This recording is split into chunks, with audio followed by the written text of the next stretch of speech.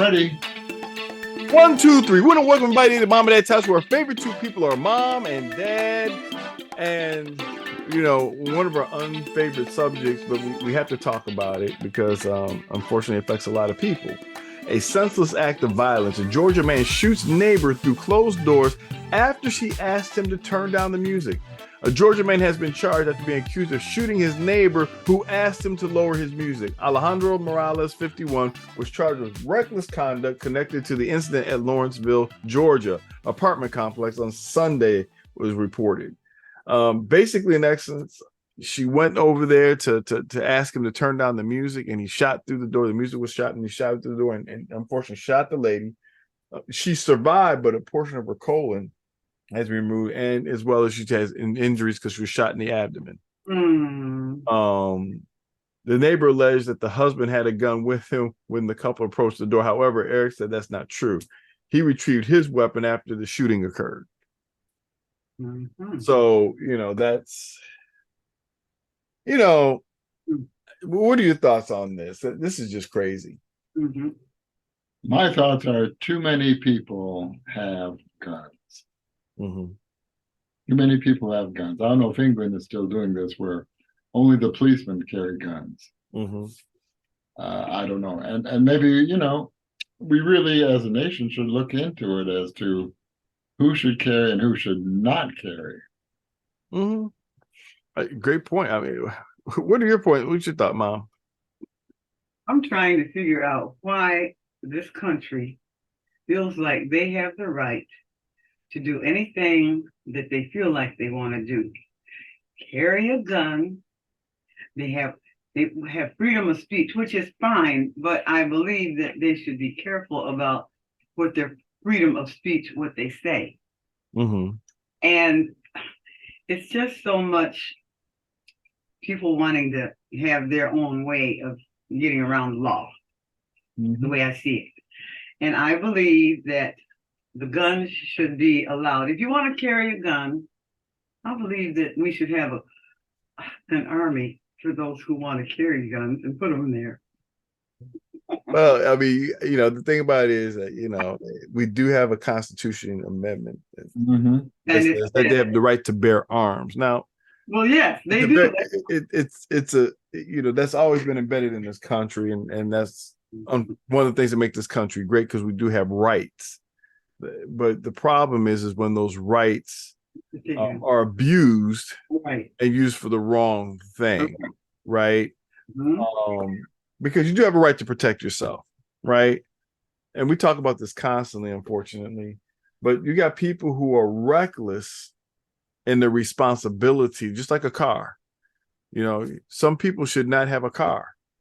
You know, if you pass out, you should not have a car. If you're too young, you should not have a car. You know what I'm saying? If you've been caught drinking, you should not drive a car. I mean, and those are sensible things, because a car can kill someone in the wrong hands or in the wrong moment, or the lack of judgment and stuff, right? And so you try to put responsible people with something like that to protect other people. And with guns, there's a responsibility you have as a citizen to not recklessly use it with bad judgment. But see, that's where the problem is. People do not have good judgment when it comes to when to use the gun. That man had no right to take a shot at the lady who asked him to turn down his music. That was ridiculous in my case, in my mind, that she asked him to turn it down. No, he has the right to carry the gun, but he did not have a right to shoot the lady because she asked him to turn the music down. And that's where we have to weigh out what is correct in when we use the weapon. And let's just be real. If you call the cops, then you have another situation. Now you have an animosity towards a neighbor for you calling the cops, who asking a person like that to turn down their music, and it can get escalated very quick. And so, you know, the whole neighbor thing, you know, obviously he didn't like his neighbors. That's beside the point.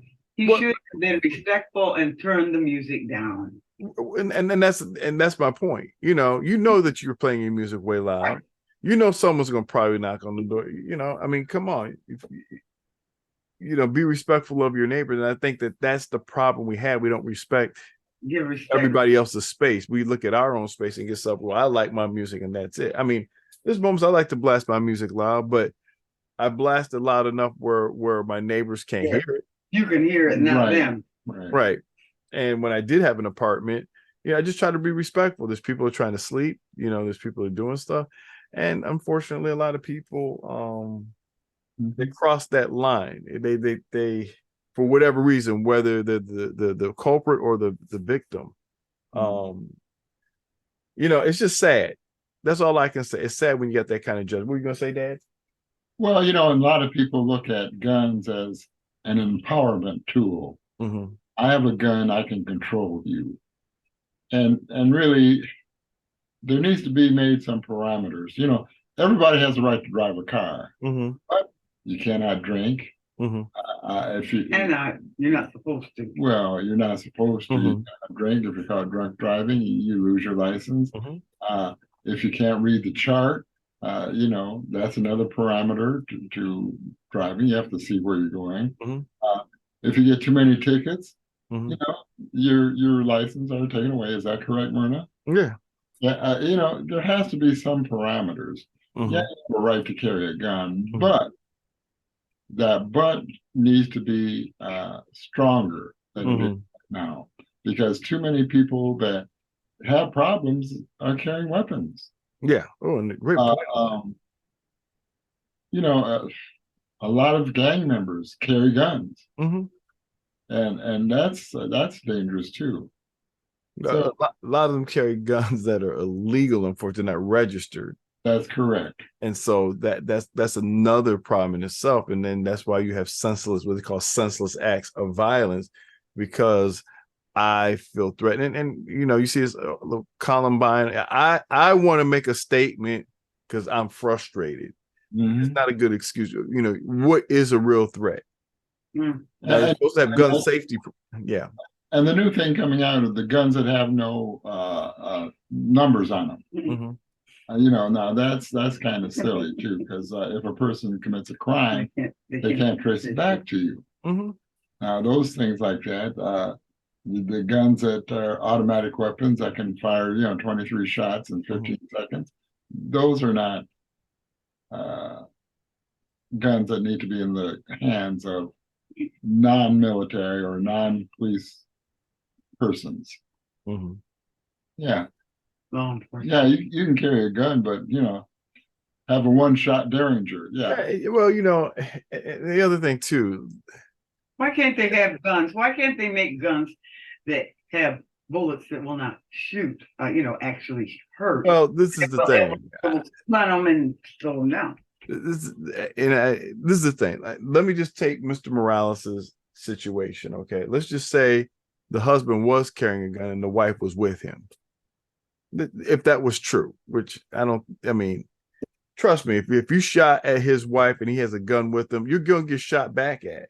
That's correct. That is right. You're not gonna sit there and say, "Ooh," but I'm just making a point. Let's just say that did happen the way he said it. Why shoot? That's correct. The whole point is that, okay, we're both angry and upset.